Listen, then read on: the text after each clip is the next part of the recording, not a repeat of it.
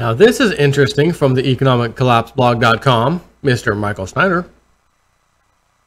Former Federal Reserve Chairman, old Uncle Greenspan, Alan Greenspan, ominously warns that the biggest bond bubble in history is about to burst. And I'm thinking, Mr. Greenspan, we about to September 23rd, October timeframe? Or about to I'm not sure when in the near future. And his answer, of course, is going to be, I'm not sure in the near future. Are we right on the verge of one of the greatest financial collapses in American history? I have been repeatedly warning that our ridiculously overinflated stock market bubble could burst at any time. But former Federal Reserve Chairman Alan Greenspan believes that the bond bubble actually presents an even greater danger. When you look at the long-term charts, you will see that an epic bond bubble has been growing since the 1980s, the early 1980s. And when it finally collapses, the financial carnage is going to be unlike anything we have ever seen before. Since the last financial crisis, global central banks have purchased trillions of dollars worth of bonds, and this has pushed interest rates to absurdly low levels. But of course, this state of affairs cannot go on indefinitely, and Greenspan is extremely concerned about what will happen when interest rates start going in the other direction. Former Federal Reserve Chairman Alan Greenspan issued a bold warning Friday that the bond market is on the cusp of a collapse that will also threaten stock price. Stock prices? Well, hold on. Why would bonds, affect the stock prices? What kind of statement is that? In a CNBC interview, the longtime central bank chief said the prolonged period of low interest rates is about to end, and with it, a bull market in fixed income that has lasted more than 3 decades. The current level of interest rates is abnormally low, and there's only one direction in which they can go. And when they start, they will be rather rapid, he said on Squawk Box. Of course, Greenspan is far from alone. In recent months, there have been a whole host of prominent voices warning about the devastation that will take place when the bond market begins to shift. For example, the following comes from NASDAQ.com. Advisors and investors beware.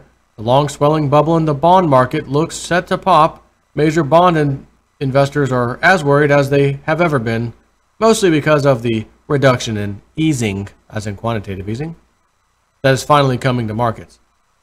Central banks are letting off the gas pedal for the first time in almost a decade, which could have a devastating effect on the bond market. According to the head of fixed income at JP Morgan Asset Management, who oversees almost $500 billion in AUM, the next 18 months are going to be incredibly challenging. I am not an equity investor, but I can imagine how equity investors felt in 1999 during the dot-com bubble, he continued. Right now, central banks are printing money at a rate of around $1.5 trillion per year. That is a lot of money going into bonds. By this time next year, we think this will turn negative. So hold on. 2018. Think, JSnip4, think. Where did you hear 2018 30 years ago? The Economist magazine cover from 1988. Get ready for a new world currency. 2018. Giant gold medallion on a phoenix rising from the ashes of paper dollars burnt to death. How the hell did the Economist magazine know in 1988 that sometime around 2018 we would be having problems like this precisely, and that a new currency would need to come from this? So how will we know when a crisis is imminent?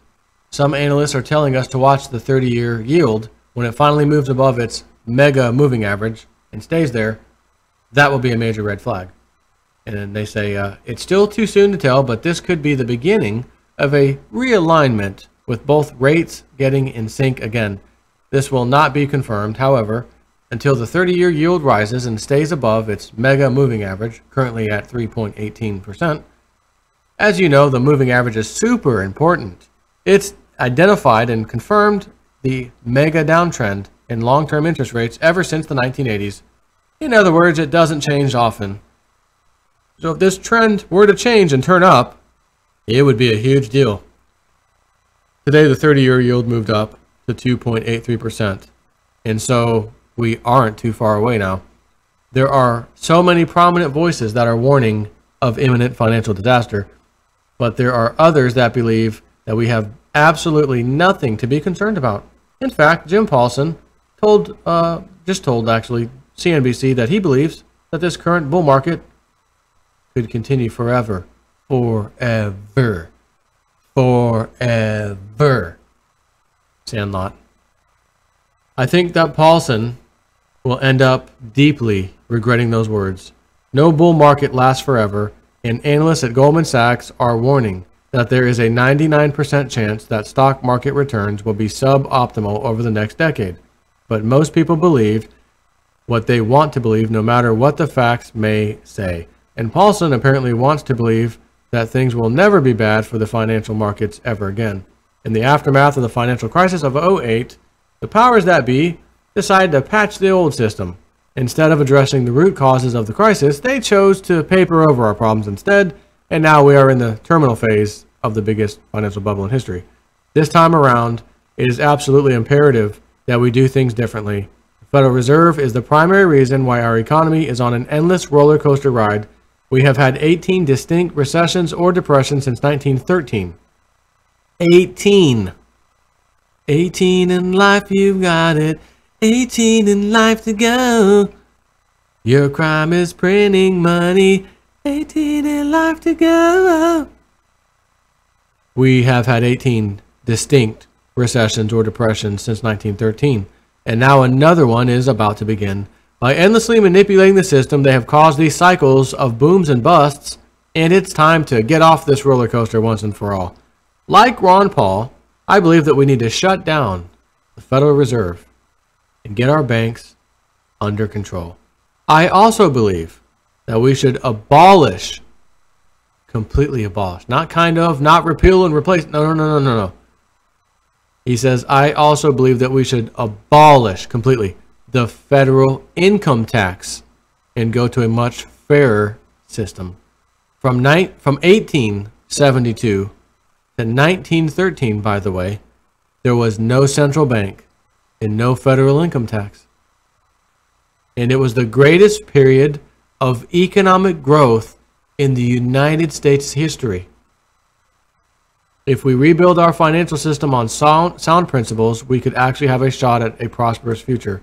If not, the long-term future for our economy looks exceedingly bleak. So, 1872 to 1913, 1913 being the year that the central bank got created. We had a problem in 1917, 18, 19 stock market. In 1929, the biggest Great Depression stock market crash, right? Once the central bank gets involved. Isn't that amazing? Isn't that just coincidental? So you're trying to tell me at a time period where I want you to think now where technology is, where it was even in 1980 to now. Just 30 years ago, 1988 even, right, if you want to be specific, 1987. 30 years ago. Not that long ago. Technology then and now. It's pretty incredible. Now let's compare even 1988, 87 to 1872 to 1913. It would be like you're on a different planet, correct? I'm not even on planet Earth. I'm on an alien planet with this kind of technology, right? That's what you would say then. And that is the period of time that we've been the most prosperous, and it also coincides with the time we did not have income tax and we did not have a central bank. You got to be kidding me. What is this, some kind of fun house, Wonka? Why, having fun? If you want to view... No, not going there.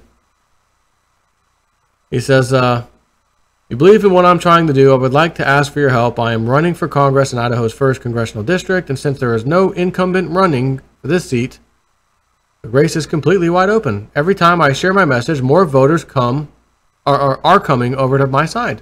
And if I am able to get my message out to every voter in this district, I will win. Again, he's in Idaho. I'm not sure what specifically, where specifically. And I would like to encourage like-minded people to run for positions all over the country on the federal, state, and local levels. Individually, there is a limit to what we can do, but if we work together, we can build a movement which could turn this nation completely upside down. I'm just going to share something with you that you probably may have never even thought about, or if you did think about it, you would say, hell no, he wouldn't do that. Talking about me. I have added numerous times in the back of my mind, one of these days, I wonder, could I run for office? Like, should I, not should I know I should fix this freaking hellhole known as Washington, D.C., at least my state's help anyways, Florida. And I thought, maybe one day I will try that. I certainly have what it takes studying this crap. I know what the hell the problems are. I know how to fix this crap. And it doesn't start by letting some little schmuck in my back pocket, hey, give us a favor. We gave you $50K for your campaign. We need to, one hand wash the other. No. I want to personally thank you for the $50K. I thought you gave me the $50K because you believed in what I stood for, not because you wanted a one hand washes the other kind of a deal. Thanks for the $50K. I'm out. Right? That's how that would go. Take care.